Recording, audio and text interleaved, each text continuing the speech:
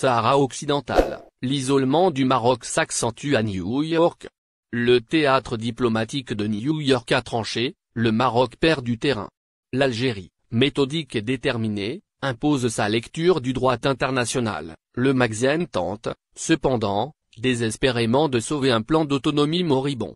La majorité des membres du Conseil de sécurité a décidé de prolonger la mission de la MINURSO pour 6 mois, un signal clair. La communauté internationale veut se donner le temps d'écouter toutes les parties, pas seulement la propagande marocaine.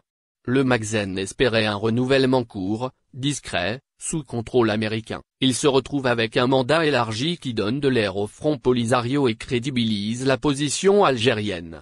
Washington et Moscou dictent le tempo. Les deux grandes puissances ont engagé des consultations bilatérales pour sauver la cohérence du Conseil et éviter que Rabat ne transforme le dossier sahraoui en nouvelle ligne de fracture Est-Ouest. La présidence russe veille à maintenir l'équilibre, tandis que Washington admet, pour la première fois, qu'aucune solution durable ne peut ignorer le droit du peuple sahraoui à l'autodétermination.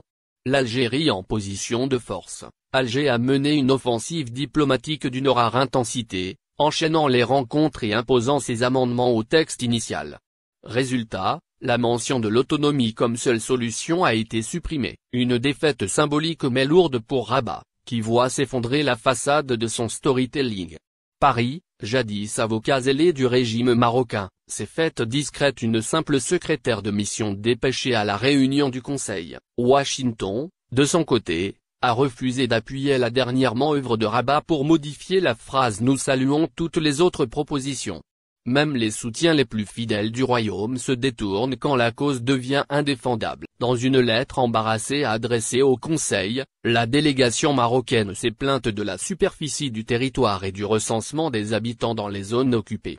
Un aveu à peine voilé, le Magazine ne maîtrise plus son propre narratif. Le Conseil de sécurité revient aux fondamentaux.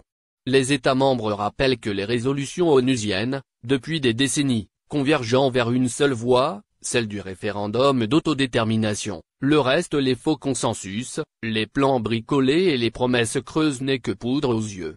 À 24 heures à peine du vote, les cartes sont redistribuées. L'Algérie avance, sûre de son droit et fidèle à sa parole. Le Magazine, lui, perd l'appui de ses parrains et le contrôle de son image. New York découvre ce que le peuple sahraoui répète depuis un demi-siècle. L'histoire finira par rattraper les imposteurs.